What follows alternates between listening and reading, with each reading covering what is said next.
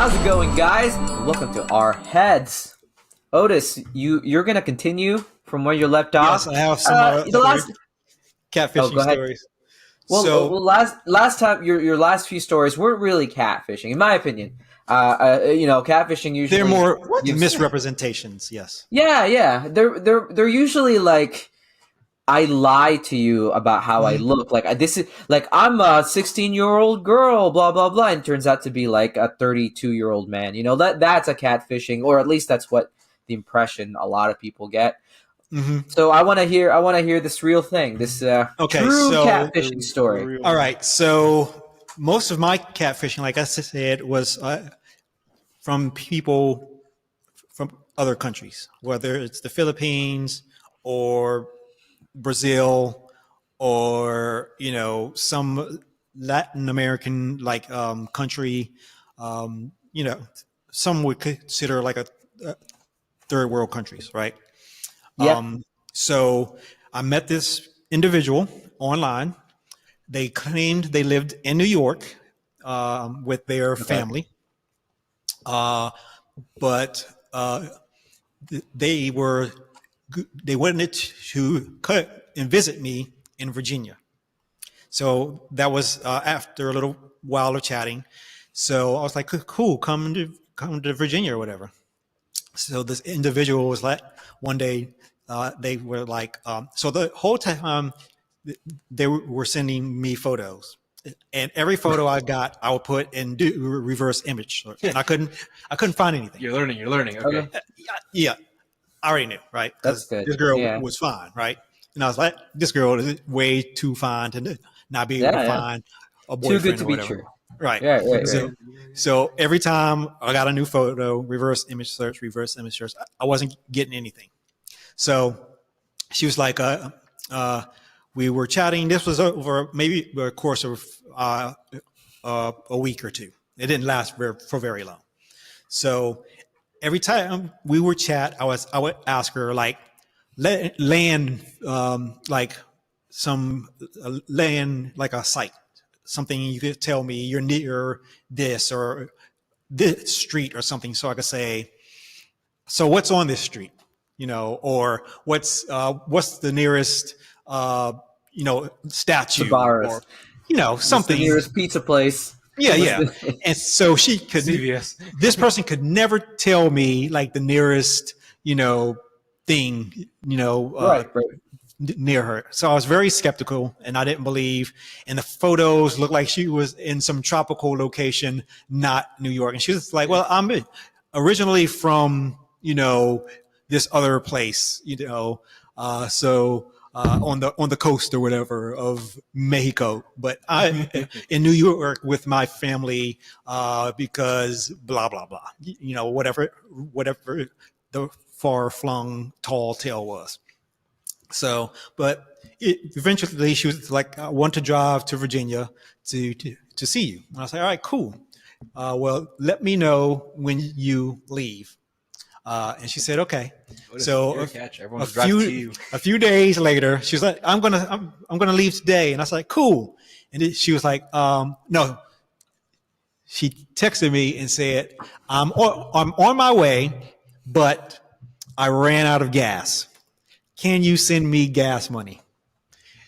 And I said, "Well, use your phone to geotag yourself to show me where you are, because when you say I'm here, you can push on your phone and it'll drop a little pin or whatever, right? On the map. Right. So I was like, just show me on the map where you are.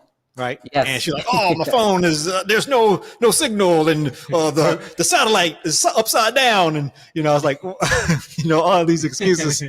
And so I was like, all right. And so by this time I had started to find out. So her last two images, I took them and did a deep dive. And I found one image came up on some foreign escort site.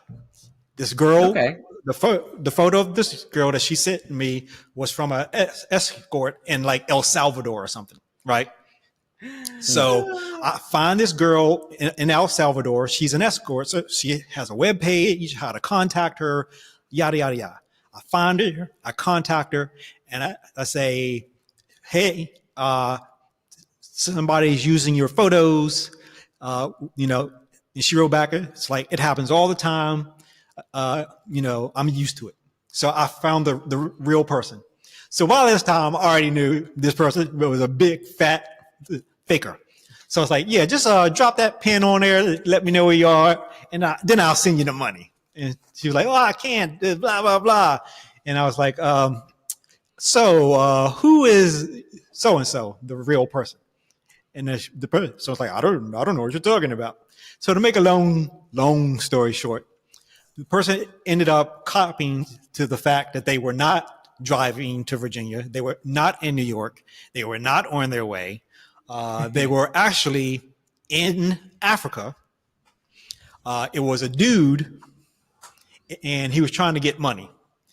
And so after I found all this stuff out, he's like, yo, man, I'm sorry. I'm poor. I'm trying to make some money. I don't like doing this, but I don't really have a choice. It's the only way I can make money. And then he had the nerve to say, can we still be friends? And I was like, are you joking me? You're trying to extort money out of me and you want to be friends? I was like, get out of here, man. And I said, in fact, I'm going to report you to, I think there's not the FBI, but there's some government entity that investigates and tries to prosecute or stop what are called love. I think they're called love scams or something to that nature. So yeah, I reported this person.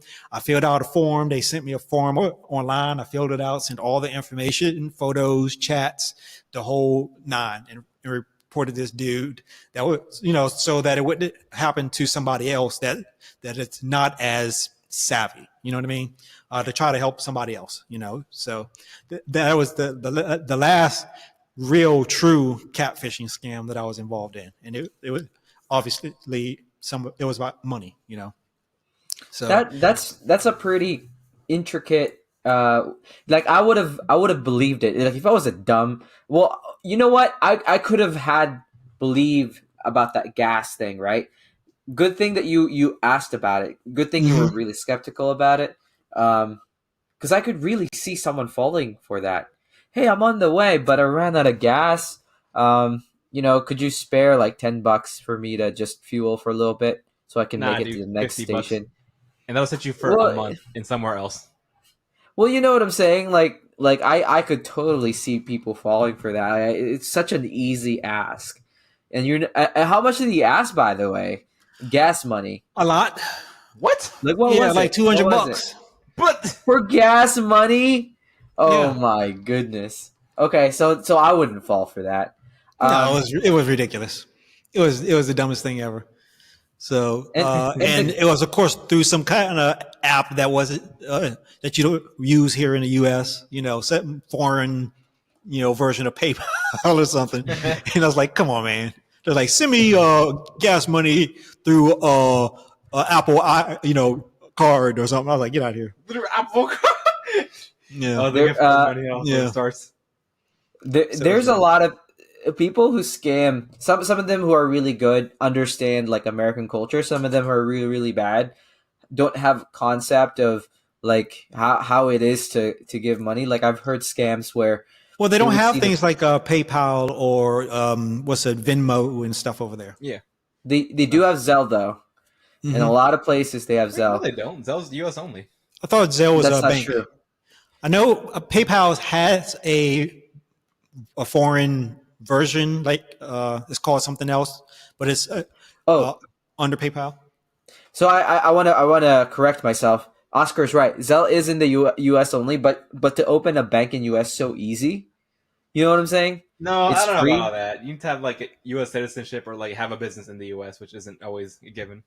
It's hard. Is that true? Oh, that's right, because they ask for your social security number.